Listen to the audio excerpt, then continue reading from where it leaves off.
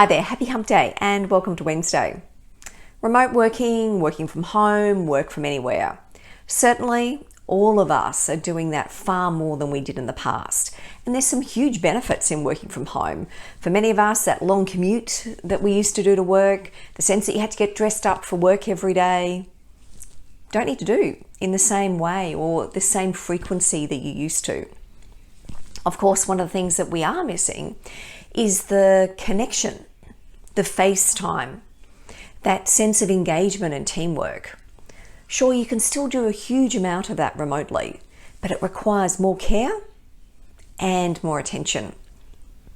I was chatting to someone the other day and they were reflecting on the difference that they felt when they started and joined a new team recently. In their old team, which they had joined prior to the pandemic, there was a great sense of collegiality, there was connection, there was banter, there was fun. They were spending a lot of time together. They were in the office, so you had time for that casual corridor conversation, the catch-ups over teas and coffees, the drinks after work. In the new environment, which they started during the pandemic, they felt like something was missing.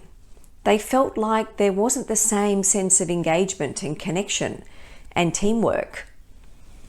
And when it came down to it, it was actually less about the fact that one was a work from home environment and one was an environment where everyone was in the office. It actually came down to the care and the attention and the focus that the leader was paying to how the team engaged with each other. So creating an environment where there's teamwork and connection, you can absolutely do it in a remote environment. You just need to put in more effort. So I'm going to give you some ideas, some things to think about. Firstly, ditch the assumptions. In a work from home environment, don't just assume that what worked in the old ways will work now. Also, don't assume that each employee needs the same type of support or connection. Some will need more, some will need less. At the moment, some people are having a really tough time working from home because they don't have designated workspaces. They might not have good access to internet. So understand on an individual and a personal level, what does each team member need so that they can be their best?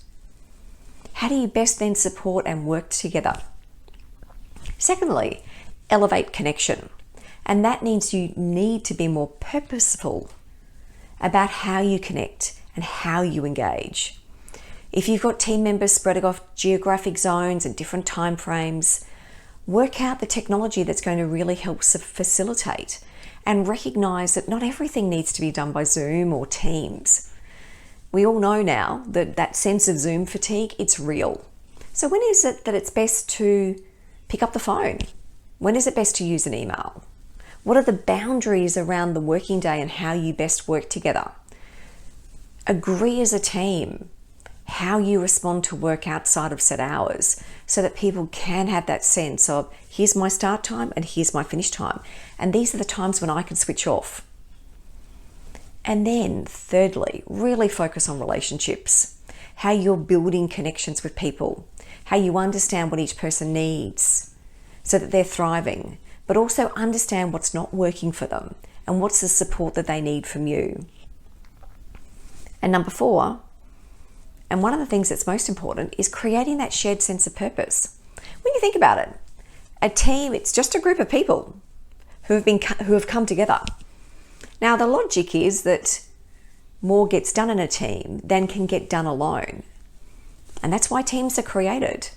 So what's the purpose of your team? What's the overriding objective? Why does it exist? What's the values that underpin the team and how you work together? Get really clear.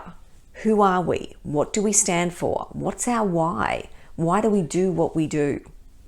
Because when you have all of that sense of purpose, the clear values, a strong sense of connection and how you're going to work together, then it's less about what's the geography, where are people being located, because it's really clear for each person, what's the role that I'm playing in this team? People understand me, I understand them, and then you've got the makings of a great team, regardless of the geography in which you're working. There's no doubt that remote working is here to stay. It's got some huge benefits. Make sure those benefits work for you. Take care, have a great week, and I'll see you next week.